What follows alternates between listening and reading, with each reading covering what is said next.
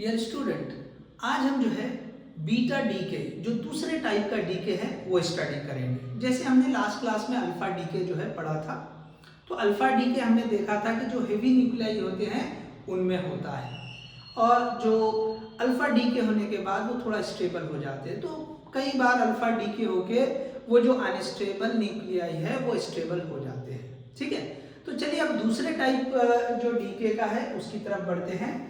तो वो है बीटा डीके।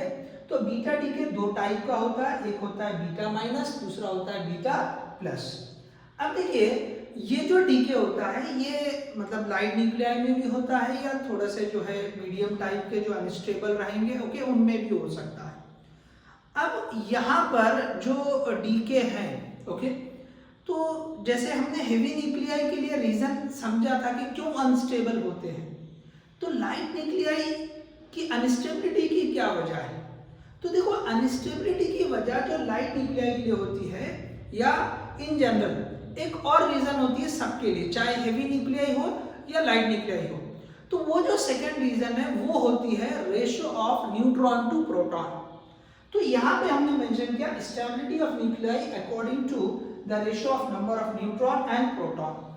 तो ये जो रेशियो है न्यूट्रॉन के नंबर और प्रोटॉन के नंबर का, इस पर भी स्टेबिलिटी डिपेंड करती है न्यूक्लियस की। तो अगर जो लाइट न्यूक्लियाई होते हैं जैसे मास नंबर 20 तक ओके, अब ये दो कैटेगरी में बांटा गया है। अगर मास नंबर 20 तक है तो उनमें न्यूट्रॉन से प्रोटॉन का रेशियो 1 होना चाहिए, तो वो जो है स्टेबल होते हैं। जिनकी न्यूट्रॉन से प्रोटॉन का रेशियो ओके 1 नहीं होता है ओके, किन में, जिनमें मास नंबर लेस देन या इक्वल टू 20 है, इन वाले ओके न्यूक्लियाई में अगर n/p number of neutron divide by number of proton अगर 1 नहीं है तो वो स्टेबल नहीं होते हैं, वो स्टेबल नहीं होते हैं। अब जैसे जैसे मास नंबर का वैल्यू 20 से बढ़ के हो तो ये वैल्यू थोड़ी सी चेंज होते जाती है, 1 के बाद 1.1, 1.2, 1.3 ऐसा होते होते होते ये जो रेंज है वो 1.6 तक है।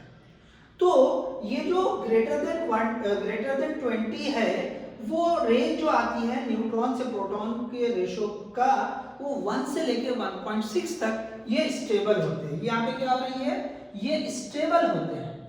तो अगर इस रेंज के बाहर जाएंगे तो वो न्यूक्लियाई अनस्टेबल होते हैं। तो यहाँ पे ये नंबर ऑफ न्यूट्रॉन और नंबर ऑफ प्रोटॉन भी इंपॉर्टेंट है, तो हम उसको जो है ना यहाँ पे इस ग्राफ से समझते हैं। ठीक है, तो यहाँ पे हमने ये नंबर ऑफ न्यूट्रॉन हमने वाई एक्सिस पे लिया और एक्स एक्सिस पे हमने नंबर ऑफ प्रोटॉन लिया। तो देखिए यहाँ पे ये हमने ये मास नंबर के हिसाब से बता रहे हैं। यहाँ पे मास नंबर ये 20 तक चला गया ओके, 20 तक है। तो ये जो है अब ये जो भी रहे सॉरी ये जो है मास नंबर 20 या इसका वैल्यू मतलब आप ये समझ लीजिए मास नंबर 20 तक हम यहाँ गए, अदरवाइज आप प्रोटॉन को 20 समझेंगे, यहाँ पे न्यूट्रॉन को 20 समझेंगे। तो इससे बेटर आप ये समझ लें कि मास नंबर जो 20 है वहां तक जा रहा है। तो आप देखो ये एग्जैक्टली जो है ना ये स्लोप सेम जैसा आ रहा है, 1 वाला स्लोप आ रहा है ओके, मतलब दोनों सेम आ रहे हैं, प्रोटॉन न्यूट्रॉन सेम, तो उसका रेशियो भी 1 आ जाएगा। तो यहाँ तक का तो ये स्टेबल वाला रेंज हो रहा है। अब इसके बाद जैसे जैसे ये आगे बढ़ रहा है मास नंबर, तो नंबर ऑफ न्यूट्रॉन जो है वो थोड़े से बढ़ते चले जाते हैं। तो वहां पर स्टेबिलिटी का जो वैल्यू है वो थोड़ा रेंज में कन्वर्ट हो जाता है, स्पेसिफिक वैल्यू के बजाय थोड़ा सा चेंज होता है। तो जैसे जैसे मास नंबर बढ़ रहा है कहीं पे 1.1 पे स्टेबिलिटी रह जाती है, कहीं पे 1.2 पे भी होती है, कहीं पे 1.3 पे भी होती है किसी के लिए। तो ये जो है ना स्टेबिलिटी का बेल्ट बता दिया गया कि जैसे जैसे ये मास नंबर बढ़ रहा है तो ये जो है 1 का रेंज, ये जो ग्राफ है नीचे वाला, this is having n/p ratio as 1, ये वाली लाइन, तो ये थोड़ा सा बढ़ के आ जाती है। तो ये जो रेंज है याद रखो n/p का रेशियो 1 से लेके 1.6 तक होता है स्टेबल न्यूक्लियाई का। किसके लिए, जब मास नंबर 20 से बढ़ के, मास नंबर 20 से बढ़ के हो। तो अगर अब यहाँ पे हम देखो अगर ऐसा न्यूक्लियाई अब इसको तो छोड़ दो, चलो पहले वाले को या चलो रहने दो, इनके बियॉन्ड जा रहे हैं, जैसे यहाँ पे हमने देख लिया कि n/p का रेशो इधर अगर देखेंगे, देखो इधर न्यूट्रॉन बढ़ते जा रहे हैं, थोड़ा ऐसा देखेंगे न्यूट्रॉन बढ़ते जाएंगे, तो न्यूट्रॉन अगर बढ़ गए तो ये रेंज अगर 1.6 से ज्यादा हो रहा है तो यहाँ पे स्टेबल होने के लिए क्या करेंगे कि इनके काउंट को मैनेज करना पड़ता है।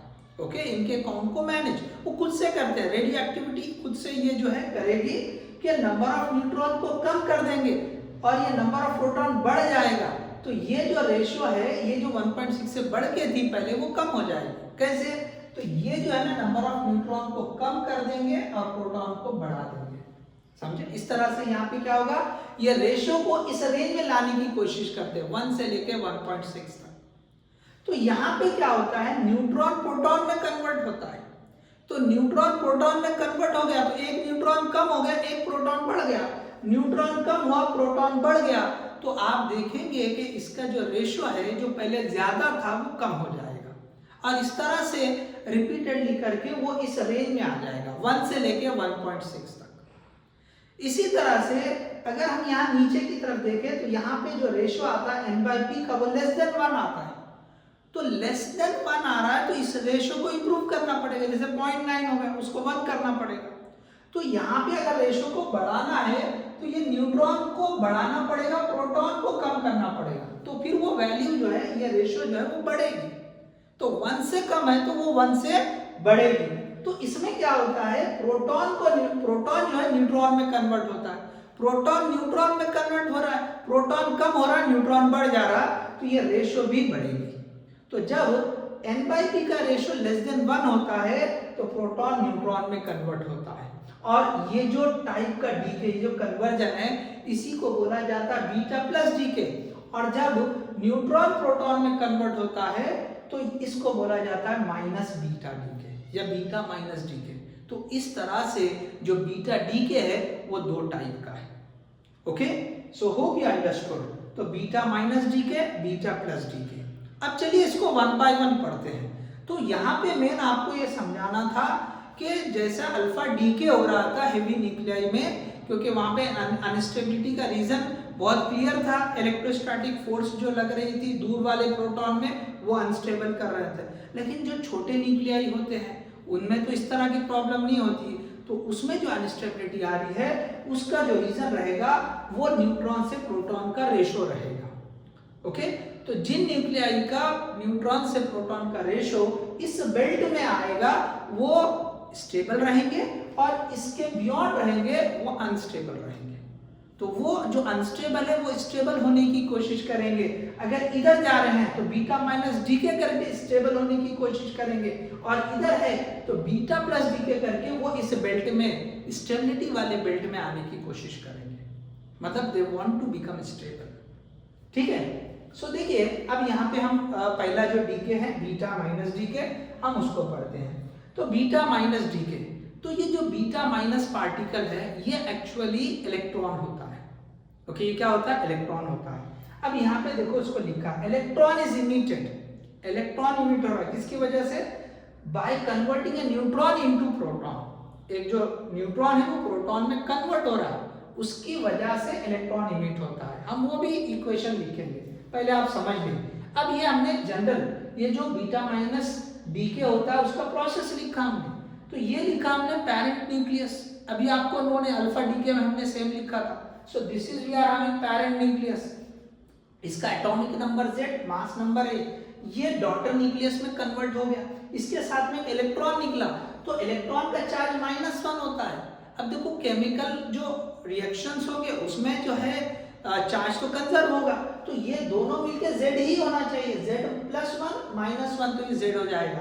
तो आपको यहाँ -1 है तो यहाँ पे क्या लिखना पड़ेगा, Z+1, और यहाँ पे मास भी कंजर्व, तो यहाँ पे A है तो यहाँ भी A, क्योंकि इलेक्ट्रॉन -1 और 0 लिखते हैं।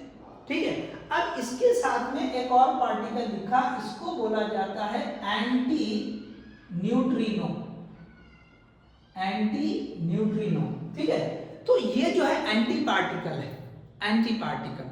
ठीक है, हम इसको समझेंगे जब बीटा प्लस लिखेंगे तो वहां पे हम इसको समझेंगे। फिलहाल आप याद रखें एक और पार्टिकल रिलीज होता है, क्यों, तो देखो इसकी एनर्जी ज्यादा, इसकी एनर्जी ज्यादा, तो इन्हें 2 पार्ट में कन्वर्ट हो गया। अब ये स्टेबल है इसके मुकाबले में, इसके कंपैरिजन में स्टेबल है, स्टेबल है मतलब एनर्जी कम होगी, तो इनका मास भी कम होगा। ओके, अब इनकी एनर्जी कम है, बचे वाली एनर्जी कहाँ जाएगी, तो कुछ एनर्जी बच जाती है, लेकिन वहां पर ओके ये जो ऐसा हाइपोथेसिस है कि जो बचे वाली एनर्जी है वो एक पार्टिकल में आ रही है और उस पार्टिकल का नाम दे दिया उन्होंने एंटी न्यूट्रिनो। ओके, तो ये एक हाइपोथेसिस है क्योंकि कुछ एनर्जी अभी बच रही थी, इनकी काइनेटिक एनर्जी आने के बाद भी ओके, जैसे हमने पढ़ा कि कुछ जो एक्सेस एनर्जी होती है अल्फा डीके में, हमने देखा था कि वो उनकी काइनेटिक एनर्जी में अल्फा पार्टिकल की और जो डॉटर न्यूक्लियस है उनकी काइनेटिक एनर्जी में कन्वर्ट हो रही है। लेकिन यहाँ पे काइनेटिक एनर्जी इनकी आने के बाद भी कुछ एनर्जी ओके बच रही है, मतलब कंजर्व नहीं आ रहा था, कंजर्वेशन नहीं हो रहा था, मतलब ये दोनों बराबर नहीं हो रहे थे। तो इसका मतलब इसमें कुछ और पार्टिकल आ रहा है जो वो थोड़ी जो बचे वाली एनर्जी है वो ले रहा है। तो इसके वजह से एक हाइपोथेटिकली एक पार्टिकल रखा एंटी न्यूट्रिनो। ठीक है, तो एनीवे लास्ट के 2 मिनट में इसको और बताएंगे। सो ये जो है हमने प्रोसेस देखा बीटा माइनस डीके का। चलिए आप जो है पॉज करके जल्दी इसको कॉपी कर लें। ओके, चलिए कॉपी कर लिया। हम इसके आगे बढ़ते हैं क्योंकि ये न्यूट्रॉन किस तरह से प्रोटॉन में कन्वर्ट होता है। तो अब देखो ये जो प्रोसेस है ओके, चलो न्यूट्रॉन को कैसे लिखते हैं हम, चलिए यहाँ पे हम लिखते हैं न्यूट्रॉन ओके, चार्ज उसका 0 होगा और मास 1 होगा।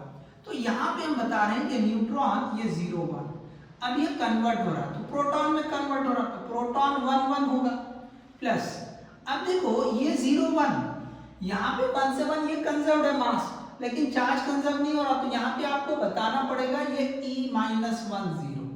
ठीक है, अब इसके साथ में ये हम जो है गामा, ये इस तरह से न्यू जो है लिखा है सो ये एंटी न्यूट्रिनो, ये एंटी न्यूट्रिनो आएगा। तो ये जो इसकी एनर्जी थी ठीक है ना, ये यहाँ पे इनकी जो एनर्जी होके थोड़ी बच जाती है, वो एक पार्टिकल को कंसीडर किया हाइपोथेटिकली कि ये जो है बचे वाली एनर्जी ये ले रहा है। तो यहाँ पे सेम ये जो हमने बताया ये वाला प्रोसेस ओके, इसमें का एक प्रोटॉन जो आ रहा था सॉरी न्यूट्रॉन, वो न्यूट्रॉन प्रोटॉन में कन्वर्ट हो गया और बचे वाले जो है ये इलेक्ट्रॉन इमिट हो गया। इलेक्ट्रॉन क्या हो गया, इमिट हो गया। देखो न्यूट्रॉन और प्रोटॉन दोनों न्यूक्लियस में है, न्यूट्रॉन प्रोटॉन में कन्वर्ट हो गया तो वहीं पे रहेगा वो, ठीक है ना, लेकिन उस न्यूक्लियस से एक इलेक्ट्रॉन इमिट हो जाएगा, एक इलेक्ट्रॉन ओके उससे इमिट होगा। ठीक है, तो ये इस तरह का कन्वर्जन है, ये जो है कन्वर्जन आप याद रख लें कि न्यूट्रॉन जो है प्रोटॉन में किस तरह कन्वर्ट हो रहा है। अब इसके लिए आप जो है ना एग्जाम्पल देख सकते हैं ओके, जैसे यहाँ पे जो है चलिए फास्फोरस का एग्जाम्पल देखते हैं, एग्जाम्पल 1। सो फास्फोरस 1532 ये जो है स्टेबल नहीं है, अब ये जो है स्टेबल सल्फर में कन्वर्ट हो जाता है, तो ये 1632 प्लस, अब इसके साथ में एक इलेक्ट्रॉन आ जाएगा और एंटी न्यूट्रिनो, तो ये E-1 0 प्लस ये गामा, सॉरी ये न्यू रहेगा एंटी न्यूट्रिनो। ये एग्जाम्पल 1 दे दिया हमने, सपोज एक और एग्जाम्पल देख लो, एक और एग्जाम्पल जो बोर्ड की बुक है उसमें से हम एग्जाम्पल ले लेंगे okay, that is we are having for cobalt okay, cobalt 2760, cobalt 2760, अब ये कन्वर्ट हो रहा है निकल में ओके, सो निकल 2860, निकल 2860, अब यहाँ पे एक इलेक्ट्रॉन आ जा रहा है और यहाँ पे ये एंटी न्यूट्रिनो ओके, ये एंटी न्यूट्रिनो। तो ये आपको जो है मैंने 2 एग्जाम्पल बता दिए, ठीक है, 2 एग्जाम्पल हमने यहाँ देख लिए, ठीक है। तो ये है बीटा माइनस डीके। चलिए आप कॉपी करें, इधर का रब करके हम बीटा प्लस डीके जो है पढ़ेंगे।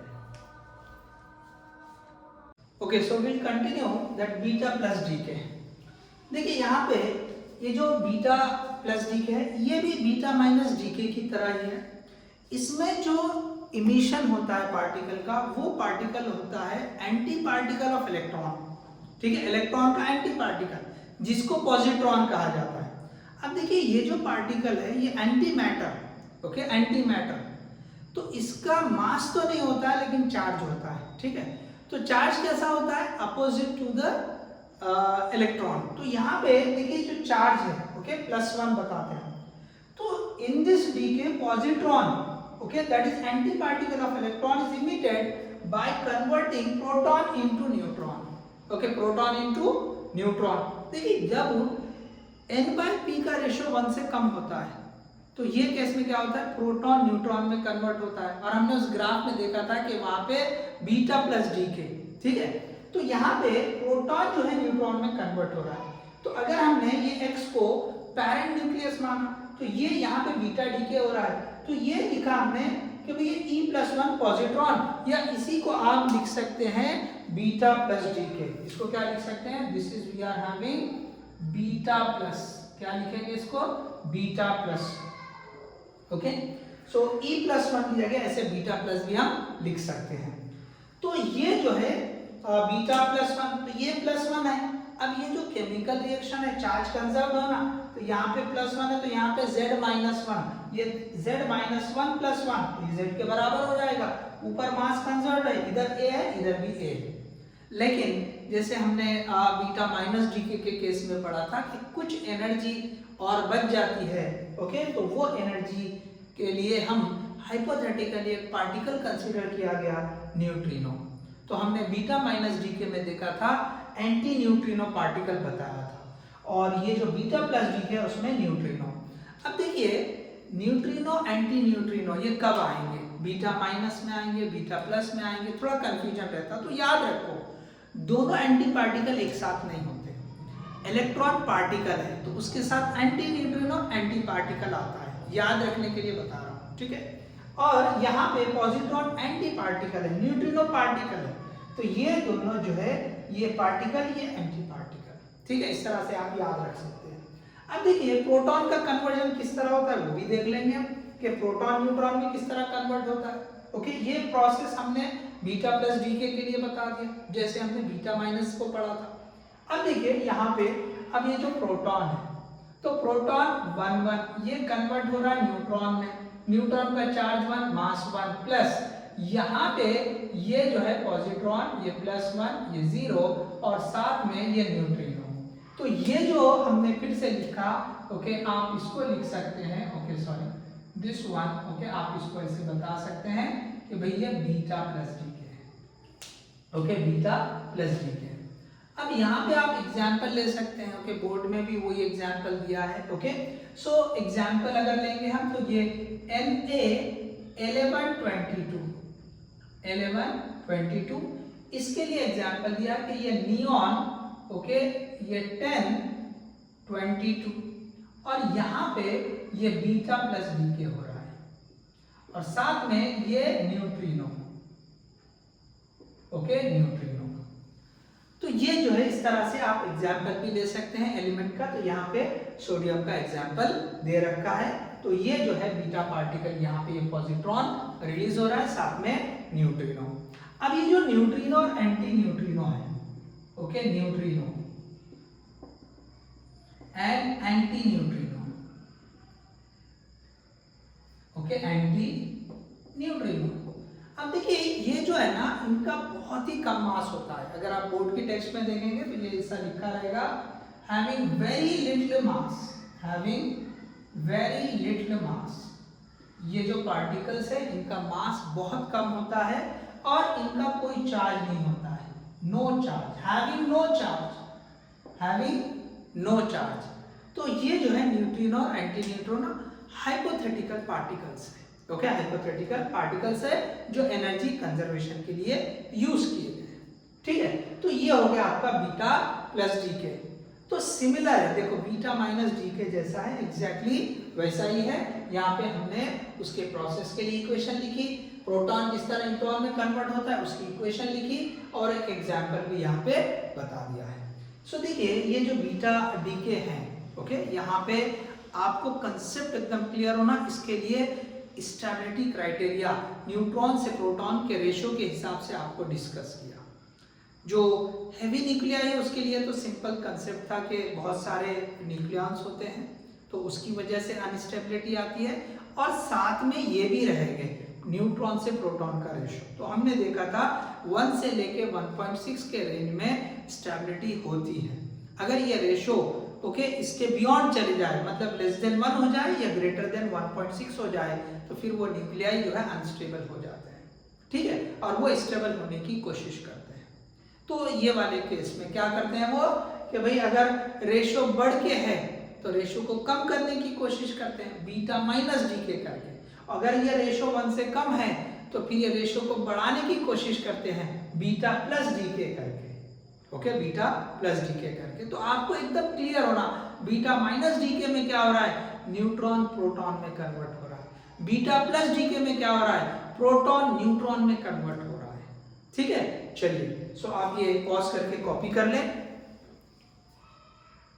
ओके चलिए सो अब देखिए नेक्स्ट छोटा सा एक टॉपिक जो है लास्ट जो डीके है थर्ड टाइप का, दैट इज गैमा डीके बचा है, बहुत आसान सा है, इसी को कंटिन्यू करते हुए हैं। एनसीईआरटी ने जो है एग्जाम्पल इसी का दिया है, बीटा डीके के साथ ही उसने डिस्कस किया है। तो यहाँ पे आप हेडिंग लगा दिए गैमा डीके, ये थर्ड हम पढ़ रहे हैं गैमा डीके, ओके। तो यहाँ पे हम लिख देंगे this is gamma decay, okay. तो यहाँ पे actually okay it is a photon, gamma क्या है एक्चुअली एक फोटोन है, ओके एक फोटोन है। यहाँ पे जो एनर्जी रिलीज होती है, ओके एक्सेस जो एनर्जी होती है, energy released in the form of photon, in the form of photon. अब ये क्या जो है कंसेप्ट है गैमा डीके का, देखिए जब बीटा डीके हो जाता है इसके बावजूद कुछ protons okay higher energy level पे या एक्साइटेड स्टेट में होते हैं, ठीक है, मतलब अभी भी वो न्यूक्लियस थोड़ा सा हायर एनर्जी लेवल पे होता है, स्टेबल नहीं होता। तो ये वाले केस में क्या होगा, वो जो है फोटोन के फॉर्म में एनर्जी रिलीज करता है, ये तीसरे टाइप का डीके, मतलब वो फोटोन या गैमा जो है डीके करेगा, एनर्जी लेवल कम होगी, स्टेबल हो जाएगा। देखिए ये एग्जैक्टली कंसेप्ट जो हमने हाइड्रोजन स्पेक्ट्रम में जो है इलेक्ट्रॉन के लिए पढ़ा था। इलेक्ट्रॉन एनर्जी गेन करता है, एक्साइटेड स्टेट में जाता है, excited state higher energy level पर, तो वो एनर्जी अगर बढ़ रही है तो वो अनस्टेबल हो जाता है, और वहां पर ओके वो अनस्टेबल रहना नहीं चाहता, तो क्या करता है, वो जो एक्सेस एनर्जी वो या एनर्जी उसने जितनी गेन की थी वो फोटोन के फॉर्म में रिलीज करके वापस ग्राउंड स्टेट पे आ जाता है और स्टेबल हो जाता है। तो एग्जैक्टली ऐसा ही यहाँ पर भी है। तो हायर एनर्जी लेवल पे या एक्साइटेड स्टेट में है तो फोटोन के फॉर्म में एनर्जी रिलीज करके ग्राउंड स्टेट में या स्टेबल लेवल पर आ जाता है। तो यहाँ पे जो एग्जाम्पल दिया है ओके चले मैं इसको रब करता हूँ, इधर वाले को ये रब कर देंगे। सो एग्जाम्पल जो है कोबाल्ट का दिया हुआ है, कोबाल्ट ओके कोबाल्ट ये जो है 2760। तो यहाँ पे हमने ये देखा था ये जो गैमा डी सॉरी बीटा डीके हो गए, निकल 2860 में कन्वर्ट होता है, और यहाँ पे ये बीटा माइनस डीके या इसको आप जो है चलिए ऐसा लिख सकते हैं बीटा माइनस, हमने इसको E-1 ओके चलो बीटा माइनस डीके हो रहा था, और साथ में कुछ एनर्जी रिलीज होती है, साथ में कुछ एनर्जी, ये एनर्जी रिलीज ये जो है एनर्जी, तो ये एनर्जी फोटोन के फॉर्म में रिलीज होती है। तो ये क्या है, ये आप इससे कंफ्यूज नहीं होना, ये जो है बीटा माइनस मतलब ये जो है E-10 हमने जो लिखा है अब तक E-10, तो आपको ये दोनों रिप्रेजेंटेशन क्लियर रहना। तो बीटा माइनस डीके होगा। अब देखिए ये जो कोबाल्ट है, ये कोबाल्ट 2760 इसने बीटा डीके कर लिया, ओके बीटा माइनस डीके कर लिया, और ये इस लेवल पे पहुंचा, ओके ये इस लेवल पे पहुंचा। अब यहाँ पे अभी वो एक्साइटेड स्टेट में ही है, अभी वो ग्राउंड स्टेट में नहीं है, अभी भी जो है वो अनस्टेबल ही है।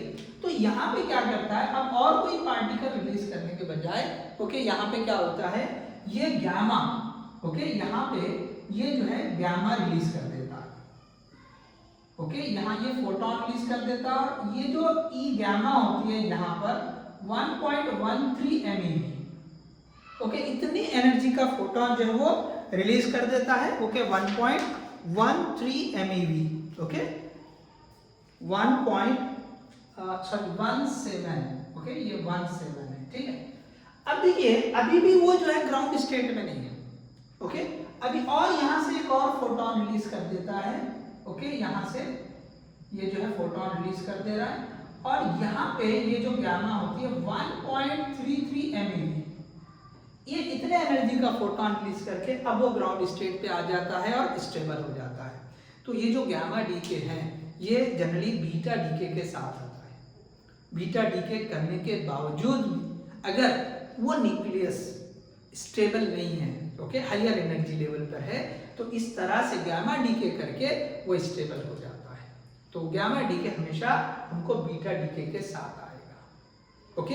तो बहुत सिंपल इतना सा है गामा डीके, ओके। तो यहाँ पे हमने जो है ये जो रेडियो एक्टिव डीके है वो कंप्लीट कर लिया है। अल्फा डीके पढ़ा हमने, ओके। बीटा डीके में बीटा माइनस बीटा प्लस, और ये फाइनली जो है हमने गामा डीके पढ़ा है। सो hope you understood this one, okay. Thank you.